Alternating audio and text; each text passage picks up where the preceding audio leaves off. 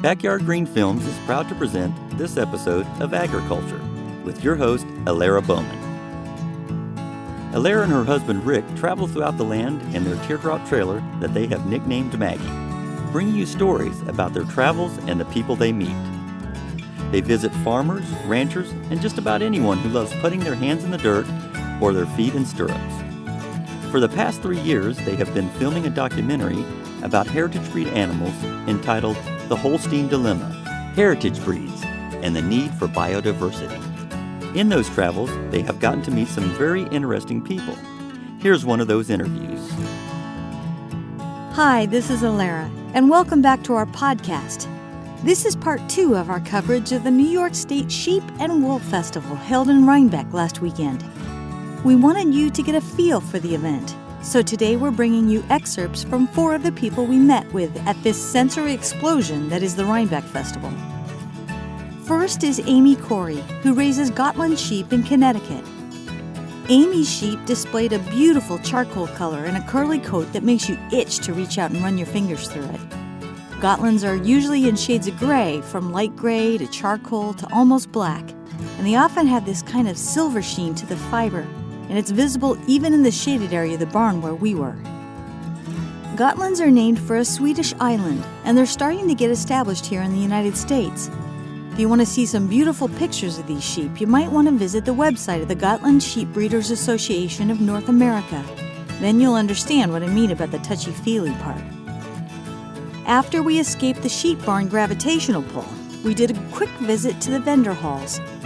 Now, as a disclaimer, I have to tell you that they're a really loud and distracting area, and this really would have been an expensive trip had we stayed longer than 20 minutes in the barns. There are woolens and fibers and tools, yarn, equipment, food, hats, and every other thing known to God and man available for purchase. I got distracted by one vendor stall with these cute little felted ornaments, and this very kind gentleman visited with us for a minute. His name is Angelo Ponce, and he was there representing his company, Lanart. You can learn more about Lanart by visiting lanart.net. So I'll just summarize by telling you that they're a fair trade company and they supply handcrafted artistic products out of Peru, manufactured mostly with alpaca products. They make all kinds of things, but at the fair they had tons of these little felted ornaments. If you want a 4-inch version of your breed of dog or sheep or cow, they probably have it available. I did not ask him if the people in Peru do the crazy alpaca shearing shapes thing that some farmers do here for entertainment, though that did occur to me later. Look that one up on the internet when you have time if you want to laugh. So we made it back to the livestock barns without further financial ruin and went over to the goat barn. We met up there with Pam Haendle, who raises cashmere goats at the Hermit Pond Farm in upstate New York. Most all the livestock people have nicely done booths with animals on display and banners and breed-specific fiber products and other ways to learn about what you're seeing. But I have to say that Pam had a really well-done and extremely informative booth. I learned something new about cashmere, pashmina, and the effectiveness of brand marketing. Apparently that thing that the Angus beef people do to effectively market their breed is also done in the fiber world. One more quick note, I'd just like to say that we made it out of the goat booth without losing a $200 microphone cable this time. And it's not because cashmere goats are any less curious than Spanish goats, let me tell you. So lastly on this podcast, we'll bring you Paula Garner, who raises Santa Cruz sheep. She represents the growing category of farmers who are or were in the military or married to someone in the armed services. If you think setting up for farm life is tough, imagine what it must be like when you get stationed in a new place every few years. We'll bring you our conversation with her about how she ended up raising a tiny little breed of endangered California sheep on a farm in Connecticut.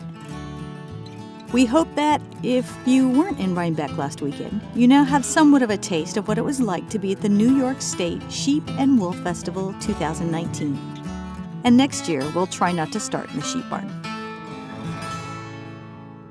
Would you introduce yourself and your farm? So I'm Amy Quarry. I'm from Little River Farm in Canterbury, Connecticut, and we raise Gatlin sheep. So these are my 2 Gatlin babies. They're 6 months old. This is Effie and this is Edie. And they're Gatlin Lambs. So Gotland is a breed that we have brought from Sweden. They've only been in the United States since about 2002. And they're really special because of their long wool, but they're not coarse like most of the long wools we have in this country. They've got this gorgeous, lustrous, soft wool. So they have this beautiful shine to them when you open up the locks, and they're smaller breed. These are only 6 months, but they won't get too much bigger.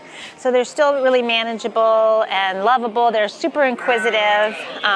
Yeah, so we found that we really loved them. We raised Lincolns and we raised blue-faced Leicesters, but I'm a pure Gotland girl now. I just love these girls. Will they maintain that pretty charcoal color throughout their whole life? So this one will. Usually they're born black, and then they get lighter and lighter as they get older. So she was born pure black, like she was.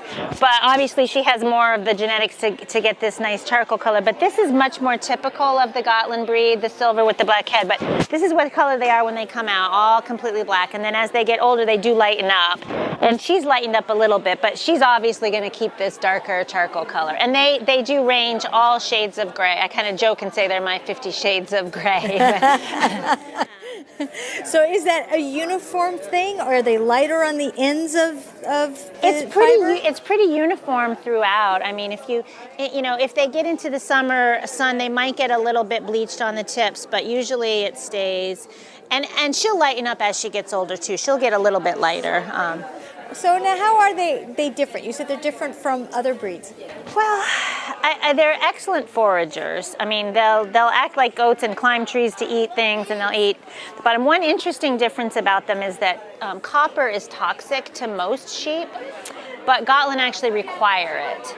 So they've been kind of cool in that way. When I first got my Gotland, I had goats, and I always had to really struggle to keep the goats and the sheep separate because the goats need copper and most sheep don't, and so you can't feed them together because but the Gotland need that copper, so you can feed them with goats and it's okay. So that's kind of a cool thing. That is really interesting, and some evolutionary, difference, I think, from the years on the island of Gotland. So. But if you have specific requirements on your land and you have copper, I mean, you don't want to be just out of luck for sheep altogether. So this is a really easy way to solve that problem. I think almost every animal needs a certain amount of copper. I mean, we do. And so sheep actually, they do get copper naturally from the grass that they eat, but you just wouldn't want to get them any extra copper because it would build up toxicity. So, I mean, but these guys need a little extra than they would just normally get. So you do have to give them that supplement somehow, whether you give them goat treats or you add it to your feed, you have to get that copper supplement for them. So do you know how long this breed's been around? We've had them in the United States since about 2002, but they've been around since Viking times. They're Viking sheep. In Sweden, there was a landrace sheep and there was an ancient Gutta sheep. And when the Vikings traveled, of course, they took sheep with them and brought sheep back because they needed it to eat on the boats and stuff. So the Vikings brought back Karakul and Romanov sheep from Russia and bred them with their landrace sheep that they had in Sweden. And that's how we got the Gotland breed of sheep. So they are an improved breed. They're not primitive. They're an improved long wool breed, but the Vikings did the improvement. So they've been, and then in the 1920s in Sweden, they is when sort of this breed sort of evolved up till about then, and this has been the breed standard since about the 20s in Sweden. So, and they're just gorgeous and beautiful. In Sweden, they're known as the Pälsfar sheep, which means pelt sheep, and they're grown and prized primarily for those pelts. And for the fur skins, and all over Sweden are these beautiful pelts, and they're really gorgeous. And the meat is tender and good for eating. So that's in Sweden, they're grown for the meat and the pelts. But in America, we just primarily prize them for their wool and the shearing. Okay, hi. Okay, hi. Would you introduce yourself? My name is Angelo Ponce. The products are made out of alpaca.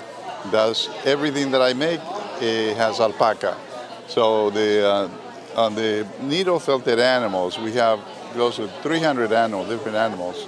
And some of them are sold to museum shops. One are nice, beautiful. I feel very fortunate to sell to National Geographic. So they sold the really high-quality animals. We have close to 300 different animals, and all made out of alpaca. The bottom, the base is wool, but the top is alpaca because, and so this we have dogs, cats. Yeah, this is what made me stop at your booth, the farm dogs the farm and cats. dogs, yes. So you might have oh gosh, I'm trying to remember what animal that is. I want to say Great Pyrenees? No, this is the Great Pyrenees. Great Pyrenees, we have... that looks like an Afghan to me. Yes, and we also have cats. We have... what a great idea. Yeah, these are my the neighbor's cat and chickens. And this is all out of alpaca. All alpaca, all alpaca. Almost breed-specific kinds of animals for that, too. You can almost recognize the breeds on them. Right, well, that's the idea. You can have, and look at this, new turkeys. That is great. Those are wonderful. So it's made out of the base is wool. The inside is wool. Yes. Because that wool has a barb where when you felt, it sticks to the barb. And alpaca is very fine, so it doesn't felt very well. So sticking it to the base, that's what holds the fiber in place. And now is this your company? Yes, it is. Okay, it's called Lanart. Okay. Lanart. And .net is your contact yes, information? Yes. And this is Peruvian alpaca and Highland wool. Yes, and we make this in several studios that we have in Arequipa, Peru. And they're all individually made, so it's all handcrafted. And I work with 42 crafters, and these are my artisans are the best. They really take pride on what they do, and this is and it shows on the product. It does, but these are fascinating. So dogs, cats, breed specific. I mean, right, breed specific. I could tell you 5 or 6 different farmers. And there's always more to do. Like they asked me for corgis, for French poodles. So there's always people like to have their own breed. Yes. So yes. Yes. And there you go. And German Shepherds. I mean, this is really wonderful. So you do not just the farm animals, but you have... we have ocean life. So we have turtles and, this is the turtles are also... Whale sharks here, Whale sharks. Yes. And so we have birds as well and owls. We do, wedding pig.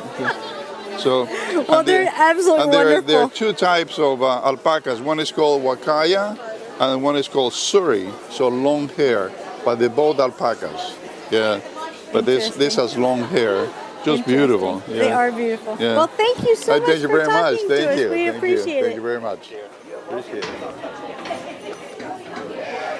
If you would introduce yourself, please. Okay, my name is Pam Haendle. I'm from Hermit Farm here in the middle of New York State. New York State. Yeah. Big ag company, but a state, but we haven't really. It's not really thought of as a goat place, is it? Well, it isn't. We're a small presence within New York State. There are quite a few sheep people in New York State, but the goats are gaining ground. We have actually all kinds of goats here: the dairy goats, meat goats, and a reasonable number of fiber goats, both Angora goats and the cashmere goats. So while I would say it's not necessarily the first place I think of for goats, it is the first place I think of for sweaters in many cases. A good point. Yeah. And so that leads me into cashmere from goats. Yes. Now tell me about the goat that you raise and what the whole concept of cashmere is all about. Is. Well, I raise cashmere goats, and goats are the only source of cashmere. They are kind of a hybrid animal, if you will. They're mutts, actually, a mix of goats that were imported into this country from Australia about 30 years ago, and they've been interbred extensively with the Spanish meat goats. And basically, they're any goat that produces cashmere that is marketable, that is long enough and produces enough, can be considered a cashmere goat. Really? Yeah. Okay, so it's not breed specific at all. It's not really a breed specific. There are some efforts right now to define a new breed, to have some very specific standards for cashmere goats. But any goat in the world that produces cashmere can be considered a cashmere goat. Yeah. And other goats can produce them. Dairy goats, meat goats, the boar goats produce a little bit of cashmere, but it's not long enough usually, and there's not enough of it for them to be considered cashmere goats. So it's the type of the fiber and not the breed it comes from? Not exactly. Okay, fantastic. Yeah, Well, now yeah, I learned another thing from your great board up here. It says pashmina it's a marketing term. It's not a fiber or weaving technique. Indeed, yes. So you were going about that. Explain that one if you would. It is a very clever marketing term, and it's been very successful.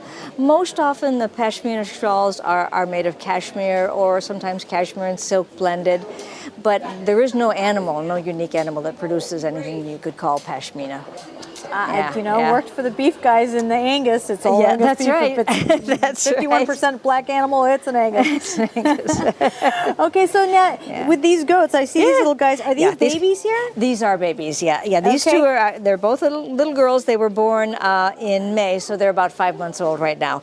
They will ultimately be more like about 100 pounds. Okay. Yeah. So they've got a ways to go yet. They grow for about 4 years. So your mix... Your preferred mix, if you're looking for cashmere, is Spanish or is...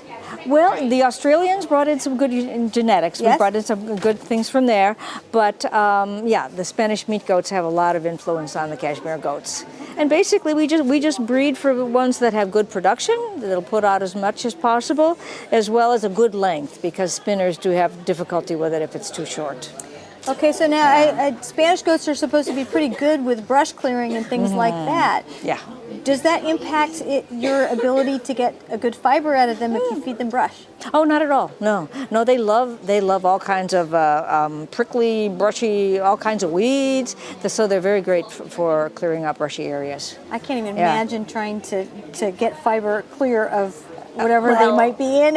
You do have to be a little careful because if there's burdock around or other sticky burrs, they will pick those up, and that is a little problematic, but not too big of an issue. Now, how often do I shear? Do I shave? What do I do to a goat? Well, you have a choice. You can shear them, and we used to do that. 20 or 30 years ago, that was the preferred method. But now almost all of us comb. I use a dog comb. Looks like this. Simple.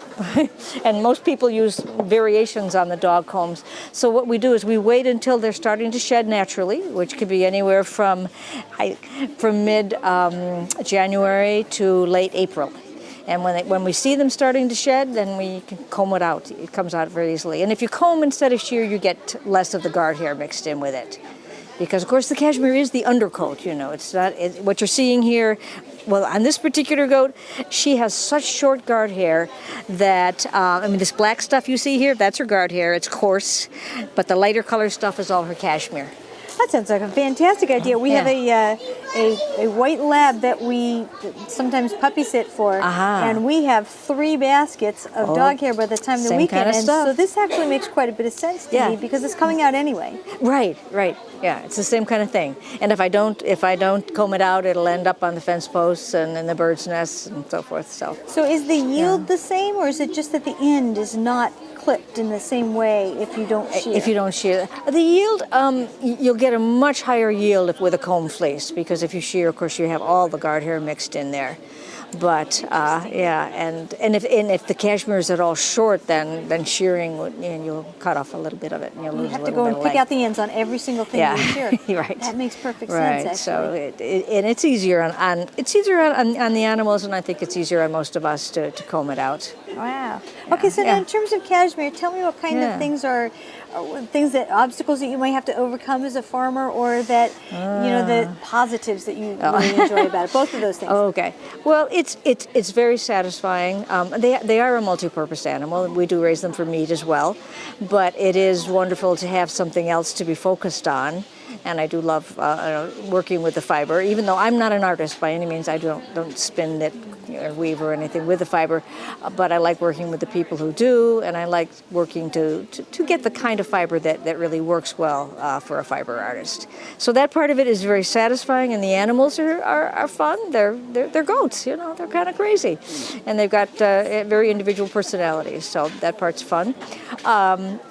Financially, it's very challenging, because even though there is a good market for cashmere and people want it, you don't get much off an animal. So you're feeding and caring for an animal all year, and you get 4, 5, 6 ounces off, and then you send it off to be processed, and you lose some of it in that in the process of it being dehaired and so forth. So the payback for the cashmere itself is quite low. Yeah, so it's like most of other aspects of farming, you have to have a second job, or you have to have a first job to pay for the second job. I'm afraid so. Yeah, filmmaking's like that too. Yeah, I can imagine. So in terms of the things that that you might get from coming to a fair like this, do you get exposure for your goats? Do you get a new market? Why do you come here? That's primarily why I come. I like talking to people about them, and once in a blue moon I sell a goat or two here, which is nice. But mostly I talk to people about them, and they may come back in a few years. And if nothing else, they've learned where cashmere comes from, which is kind of nice. I have to say, just stepping in this booth, I learned quite a few things, and you have a great setup here and really educational. This is really important because we have many different sources of fiber, and right. a lot of us, we're very ignorant about Cashmere's a good one. It's a delicate fiber in a way. It's certainly very, very fine, but it wears like iron. So if you can get to the point where you can afford a cashmere sweater, you'll have it for decades, which is nice. Wonderful. Well, thank you so much. And the name of your farm again? Hermit Pond. Okay, so if people want to find you, where do they go? I do have a website, hermitpondfarm.com, and that's also my Gmail. Okay. Well, thank you so much. Thank you for talking to me. Yeah, I appreciate it. Tell us about yourself. Hi, I'm Paula Garner, and these are my two children. Whoa. Lydia and Izzy, who came with me, and I farm with my family, my husband, and I have two sons. They'll be here tomorrow. And we raise Santa Cruz sheep in South Glastonbury, Connecticut. I'm originally from South Glastonbury, and I had married an Army guy, and we ended up out in Monterey, California. And when we were there, we decided that we knew we wanted to do farm-based education stuff. That was something we had wanted to do, before. And we ended up taking my daughter to this little preschool day at a local farm-based education center. And I offered to volunteer there, and they said, well, how would you like to be our caretaker? And it was so funny because my little daughter, who's 5, she's like, Mom, I want to live on a farm just like this. And I was like, well, keep praying, we'll see what happens. But it probably won't be this nice. And then 1 month from that day, we were living there, being the caretaker. So we went from having 1 dog to 80 animals overnight. Well, the preschool part makes perfect sense if this sheep came from the preschool, because this is a teeny little sheep. Well, so they didn't have them when we first went there. I actually was the one that brought them on to the preschool. When we first were there, they didn't do any breeding. And I kept saying, breeding is educational for kids. Let's get on an actual flock that's going to have babies, because nothing had babies there. She had kind of mostly taken in older animals, or, she kind of was along the line of rescuing. And so when I was sitting in a board meeting, they were talking about how they wanted to bring on a heritage breed, or a rare breed of sheep. They thought that would be good for helping to get donations. And I said, oh, that's what we want to do when we have a farm. We want to do heritage breeds. And I had heard of the SVF, and so Swiss Village Foundation. Swiss Village Foundation, yes. And what they're doing there in Rhode Island was cryopreserving these rare breeds. And I didn't know much more than that, so we ended up calling the SVF and asking them how we learn more. And I talked to Sarah Boley there, and she let me know about the Livestock Conservancy. And she also gave me Marion Stanley's number, who she said was a shepherd there. And she gave me the number to the Nature Conservancy on the island. And so I called the Nature Conservancy, and they were like, oh no, we don't have any more of those sheep. Thank goodness we got rid of them. And then I started reading about their story, and I started realizing they had quite a story to them. And my heart just kind of went out to them. There used to be around 37,000 of these sheep that were feral on this island, but they were killing the indigenous plants. So they slaughtered a lot of them and didn't use any of the products, which is kind of unfortunate. And so when this was happening, Marion Stanley and another group of people from the Livestock Conservancy, they went over to the island, and they were allowed to take 2 rams and 10 ewes. And so I called Mr. Stanley, and I asked him if he'd be open to the possibility of us just borrowing some sheep to display and to educate about the breed, and he said that he was willing to. And the farm at the time was like, I don't know, I don't think we can bring any more sheep. I was like, just please let me bring them on, I'll pay for their hay. And so we brought them on, and it was great. When we did field trips, I would ask people at the end, because I knew I was going to be leaving that farm. My husband is in the military, so we weren't going to be staying in California. I'd ask them what their favorite parts were, and they said the rare sheep and the emus. So Mr. Stanley was getting older. He was in his 80s and was having a hard time caring for them, and he kept saying, I want you to take my flock. And we just kept thinking, well, no, we'll help you find somebody. So I called a bunch of other educational farms. The farm I was at didn't want to have a ram on property. We only brought ewes, and they would have babies. They were afraid of rams at the time, and they didn't want one on the property. So I was trying to find other farms to take them, and nobody was interested because they're so small. They're not exactly the most productive as far as size go. So we ended up being a few days from moving and realizing, we got to take these sheep. We called Mary, and he said a mountain lion had eaten our favorite sheep that we had brought back because we needed to bring them back to be bred. And we just on a whim bought a trailer to pull behind our truck. We had an RV, and we flew out my cousin. I just had a baby a month before, and we brought the sheep with us from California to Louisiana, where we're being stationed.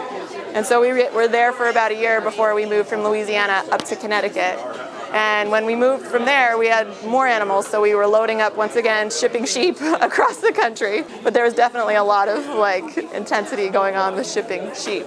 Well, now this is a very small sheep, which is that one of the characteristics. It's from a California island, Santa Cruz. Yeah. So what happened is on the island, they were originally taken from some very large breeds, and actually. Back in the 1950s in San Francisco, the sheep from Santa Cruz Island sold for top dollar because they were very prized merinos. What happened is they were set feral, and the ranching operations kind of ceased, and so everything just kind of bred with whatever was there. And they don't really know it was there. They don't really know the genetic makeup of the sheep, whether it's because something that contributed to it is now extinct. It's hard to say because there were Native American findings on the island. They really think that it might have some merino, romulet, and some churro possibly. So they, in that kind of survival of the fittest mode, adapted. And that's why I was also very interested in it, is it's really educational for kids to realize the adaptations they made for the heat. I show them a picture of a merino, and I show them a picture of these sheep, and I say, what do you think adaptations they made based off of being raised somewhere that's really hot? And they can see they have no wool on pictures of their bellies, there's no wool on their belly, no wool on their legs, no wool on their eyes. And so they made all these very neat adaptations for survival tactics over the course of the possibly 75 to 200 years. Nobody really knows how long they were there for. And they get a woolless tail. Next year, his tail will shed all of its wool. It's really funny because when I sell sheep, people call me and they are worried that something's wrong with their sheep. And I said, no, they just lose all the wool on their tail, usually the rams in their second year. But remember, the Santa Cruz sheep have very few predators. There's little foxes on the islands. There's also hawks that might be able to take off almost this, let alone a baby. But those are really the only predators on the island, correct? That's why they thrive so well. It was a golden eagle. Yeah, you're right. That would take the lambs, because the lambs they're pretty small, bound 5-6 pounds. Yeah. So that's pretty much a great snack for hawks. And the little foxes that were there, they ended up being endangered because they didn't have lambs to eat anymore. They're size of a cat. Well, they didn't have lambs to eat anymore. So this little guy, I can see how if this thrives in that coastal scrub climate in California, the size is really important. Being so small, not being very resource dependent, being able to it would make it in that kind of environment, especially with a limited resource pool that an island is. Yeah, they've done some neat research on these sheep, and they have found that they can actually, they are basically able to go for long periods of time without food, like basically just eating bark and just the bare minimum, kind of like how in Yellowstone the buffalo adapted to basically having like the nutritional value of cardboard in the grass in the winter. They can still get enough of it. Same thing with these sheep. They could still get enough to survive. Because if they were large, like we breed for show animals, they wouldn't have made it. The survival of the fittest would have just knocked them out. Yeah. And it's funny because, real farmers who have large, production sheep, they laugh at the size of my sheep, and they would tell me, you're never going to make anything out of that. And I would tell them, just you wait and see, because I just felt like, even though their size, wasn't considered valuable, that they were still valuing them. They have a very unique and rare fleece that is very, very stretchy. And I have had women give me hugs because they just are like, oh, I love that you're preserving this, because they're able to make sock yarn without blending any synthetic products in it. So they're getting a 100% natural product because it has some give. Okay, so the thing you were talking about the sock length. The thing I'd really love to get you to talk about just for a minute is why the sheep also might be good in terms of demeanor from you said they were in you might have brought them to a preschool. I watched this little guy and he was very mellow here when the person came up. How are they in terms of their behavior? So that's one thing that I was super grateful for. We had children, very young children at the time. I had just had a 1-month-old or baby when we moved with this whole flock, and the rams, my kids at any age were able to go in. The oldest was 8 at the time. So they were really young, and they could go in and get the rams. They can even grab the rams. Since they were feral for so long, they were so afraid of us at first. It was actually kind of crazy because other rams, they will. If they see a kid their size, they see that as a threat, and they're going to hurt you. Whereas these rams, they're not. My kids can go in and grab them. They're very docile. So if someone wants to get in contact with you to find out more information about this, where do they go? HiddenHillsHomestead.org. Great. Well, thank you so much. This is wonderful. We appreciate it. This little taste of home here from California. That's right. You guys are from California. Yeah.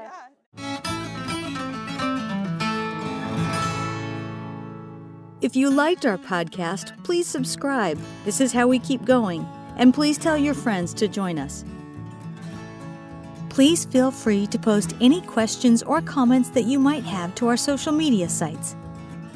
Our Twitter feed is at Backyard Green Films, spelled BKYRDGREENFILMS. Our Instagram is at Backyard Green Films, BACKYARDGREENFILMS.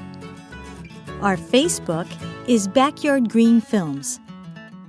Our YouTube URL is youtube.com/Backyard Green Films.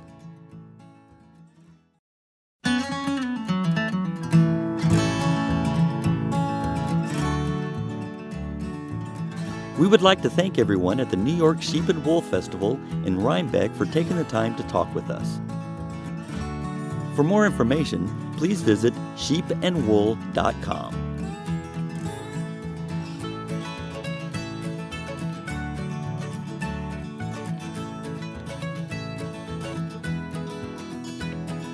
You have been listening to Agri-Culture with your host, Alara Bowman.